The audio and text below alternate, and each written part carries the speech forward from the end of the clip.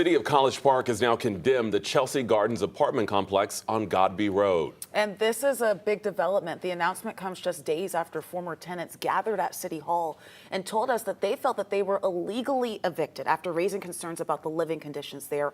Our Chase Howell spent the day speaking with tenants, trying to figure out how something like this could happen.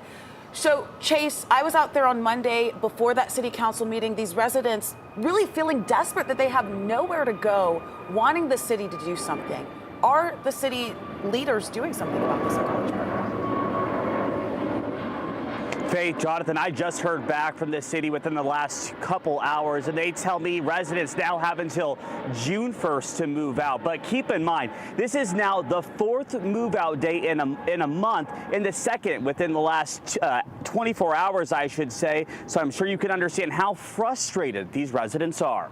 This car and that car are full of our stuff. Tenants like Antoinette Maribel are being forced to pack up their apartments and find somewhere else to live. And for Maribel, it's not as easy as just picking up at one place and going to another. I have my 2 special needs children, it's been a real hassle trying to transition them from one place so suddenly. It's not enough time to really let them know because they're autistic. Shortly after that interview, security hired for Chelsea Gardens was called. Okay, and you told me the leasing office kicked us out, correct?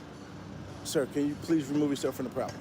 And even though we were asked to leave, the story didn't stop there. Effective today, the City of College Park, Georgia is declaring Chelsea Gardens unfit for human habitation and to condemn and close this property. Travis, who didn't want to share his last name, says this letter was taped to his front door Wednesday morning. He says each notice he's received over the last few weeks say something different. Well, the first notice I got was a 30-day notice saying that we had 30 days to get out. Then I got a 7-day notice 2 weeks after that, saying that we had 7 days to get off the property, and they was threatening to turn off the water and the lights. Tenants waking up Wednesday morning to a letter that states they have until April 30th to get out.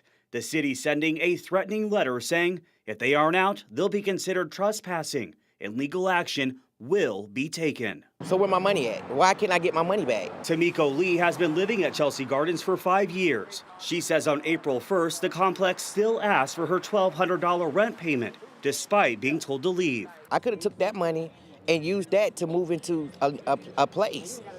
Why I gotta sit here and I gotta now uproot myself and almost lose my job because of this. And now residents are asking the new management group in the city for some help until they can find a place to live. I mean, they should have at least gave us vouchers or gave us some kind of outlet or some type of other options to go to. We can go and make it, you know what I'm saying, have somewhere to stay, have shelter. Now, I did get some answers from Mr. Bowe that you just heard from, and I'm told by the city that the new owner of the complex is offering rental assistance and support. What that looks like is unclear because when I asked to talk to him, he never called me back.